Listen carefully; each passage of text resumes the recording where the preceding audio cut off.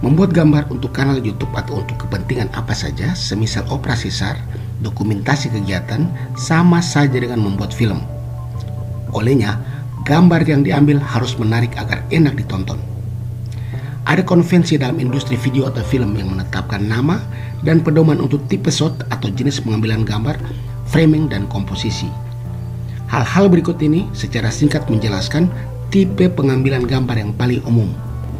Sebagai catatan, istilah yang tepat biasanya bervariasi di antar lingkungan produksi, tetapi prinsip-prinsip dasarnya sama. Misalnya, antara TVRI dan CNN Indonesia berbeda dalam penamaan jenis shotnya, namun prinsip dasarnya sama. Ini harus benar-benar diketahui oleh para juru kamera atau yang sekadar mengambil gambar dengan gawai pintarnya buat dokumentasi. Pengambilan gambar biasanya dijelaskan dalam kaitannya dengan subjek tertentu. Ayo, mari belajar bersama. Extreme wide shot.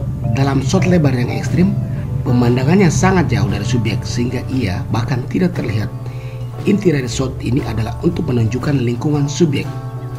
Itulah kenapa kita juga menyebutnya sebagai establishing shot. Ini adalah shot pertama dari sebuah adegan atau story baru yang dirancang untuk menunjukkan kepada audiens di mana aksi itu berlangsung. Ini juga berguna dalam adegan di mana aksinya sangat tersebar, misalnya pengambilan gambar demonstrasi, kerumunan massa, atau sebuah operasi pencarian dan pertolongan. Very wide shot. Dalam shot bidang yang luas ini, subjek sudah nyaris terlihat di sini. Penonton sudah bisa melihat seorang subjek dengan lingkungannya. Memungkinkan pula memunculkan tidak hanya satu subjek dalam shot ini. Wide shot. Di sini, subjek kita ambil full frame mulai dari kaki sampai kepalanya dengan tetap memperlihatkan lingkungan di mana dia berada. Medium shot. Kita mulai memperlihatkan beberapa bagian subjek dengan lebih detail sampai tetap memberikan kesan keseluruhan subjek. Medium close up, di mana kita mengambil gambar setengah badan dari dada ke kepala. Jenis pengambilan gambar ini biasanya kita gunakan untuk gambar wawancara narasumber. Close up, di mana kita memposisikan fitur atau bagian tertentu dari subjek dalam seluruh frame atau bingkai pengambilan gambar. Extreme close up, di mana kita menunjukkan detail ekstrim dari subjek, biasanya kita mengambil bibir atau mata saja.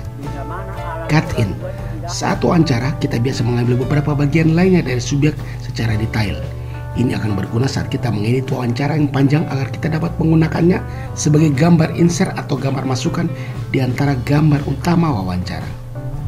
Cutaway, ini gambar lain yang kita ambil selain objek utama, misalnya bunga, kupu-kupu, atau jam dinding bila kita sedang wawancara dalam ruangan.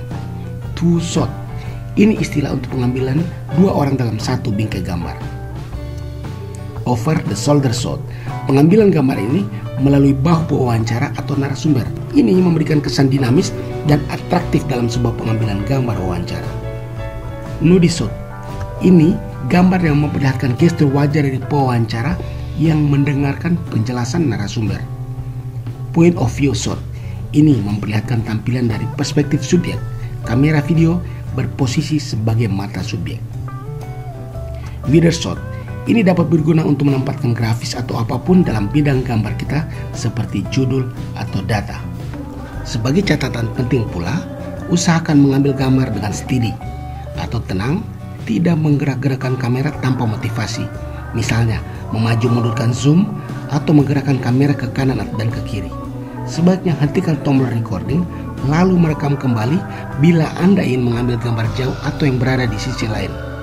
Demikian berbagi ilmu kita hari ini, semoga bermanfaat dan tonton terus kanal YouTube Celebes Image.